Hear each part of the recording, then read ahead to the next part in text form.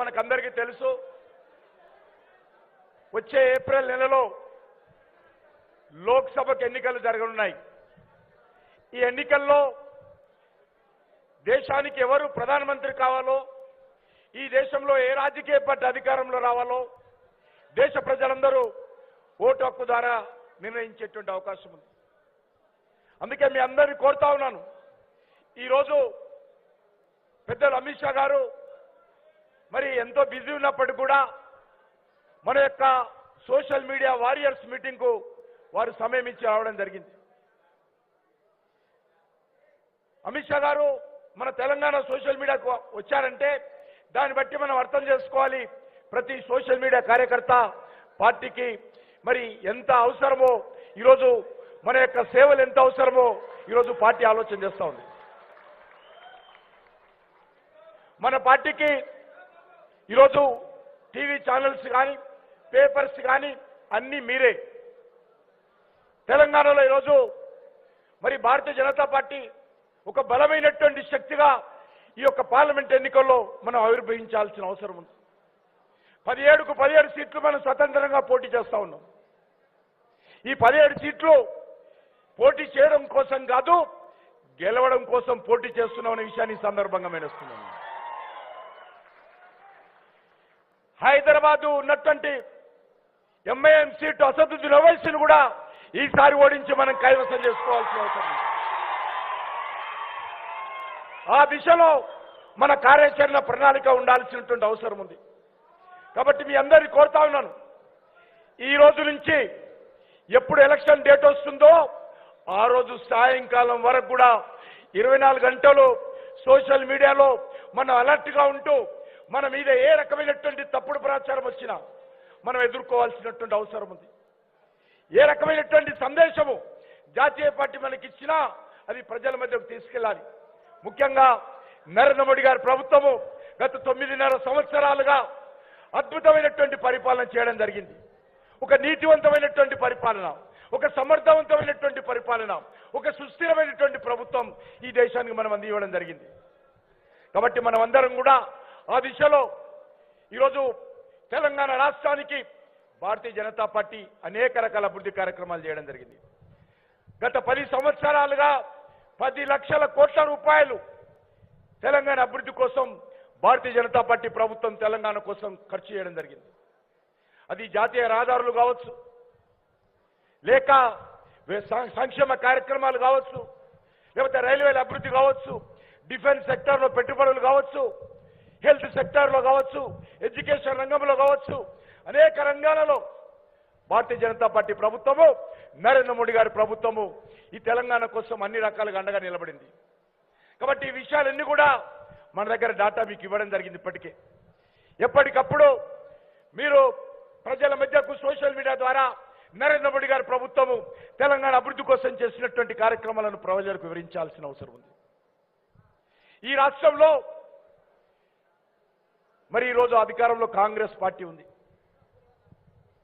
TRS party 10 సంవత్సరాల కుటుంబ పాలన పట్ల, అవినీతి పాలన పట్ల, అహంకారపూరితమైనటువంటి పాలన పట్ల, కుటుంబ పాలన పట్ల ప్రజలు మరి గత ఎన్నికల్లో గద్దె దింపడం జరిగింది. కానీ కాంగ్రెస్ పార్టీ అధికారంలోకి వచ్చింది. మన దృష్టిలో కాంగ్రెస్ పార్టీ అయినా బీఆర్ఎస్ పార్టీ అయినా రెండు ఒకటే, దొందే. ఒక నాణానికి బొమ్మ పరుసు లాంటి పార్టీలు, ఒకే తాను ముక్కలే. వీళ్లకు తోడు ఎంఐఎం పార్టీ, ఈ 2 పార్టీలకు తోడు ఎంఐఎం పార్టీ. ఈ 3 పార్టీలు కూడా గతంలో కలిసినటువంటి పార్టీలే.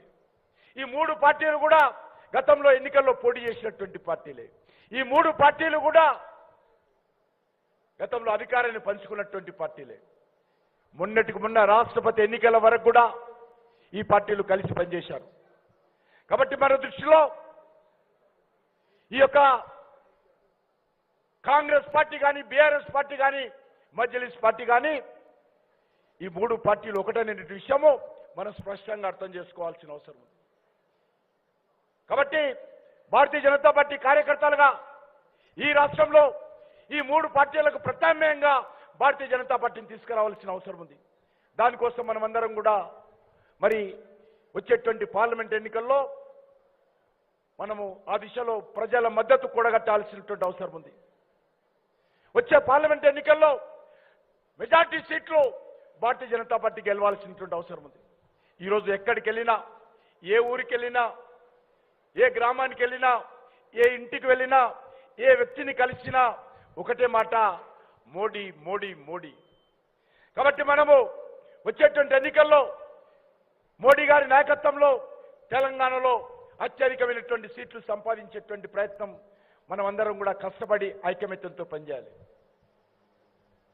పార్టీ అనేది నిర్ణయం తీసుకుంటే ఆ నిర్ణయాన్ని కింది వరకు, గ్రామ స్థాయి వరకు మరి ఓటర్లకు చేరవేసేటువంటి ప్రయత్నము మనం అందరం చేయాల్సిన అవసరం ఉంది. అది రాష్ట్ర పార్టీ నిర్ణయాలు కావచ్చు, జాతీయ పార్టీ నిర్ణయాలు కావచ్చు, నరేంద్ర మోడీ గారి యొక్క ఆదేశాలు కావచ్చు, అన్నిటిని కూడా మనము ప్రజల మధ్య తీసుకెళ్లాల్సిన అవసరం ఉంది.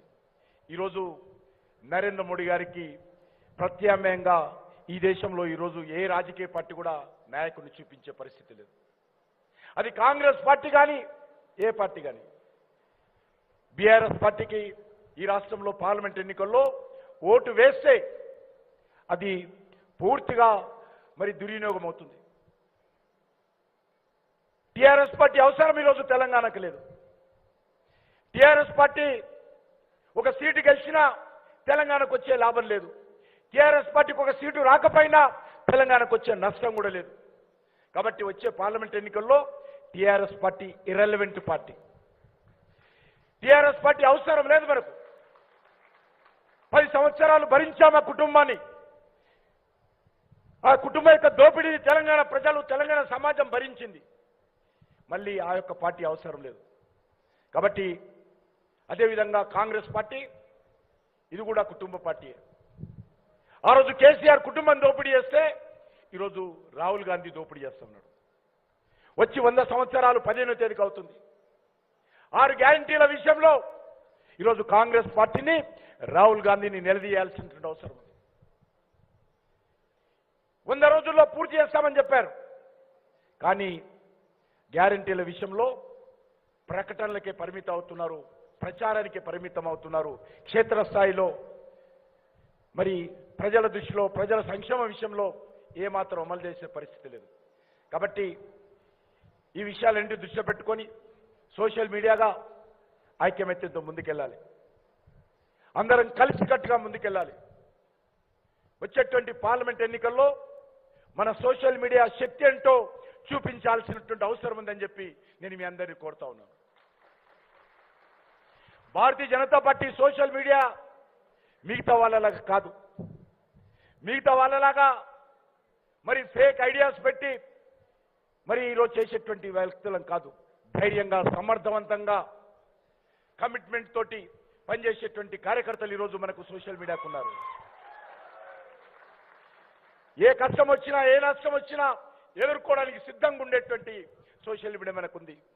అందుకే వచ్చేటువంటి ధర్మ యుద్ధానికి నరేంద్ర మోడీ గారి నాయకత్వంలో మనమందరం సిద్ధంగా ఉండాల్సిందిగా మీ అందరినీ కోరుకుంటూ మరి సెలవు తీసుకుంటున్నాను.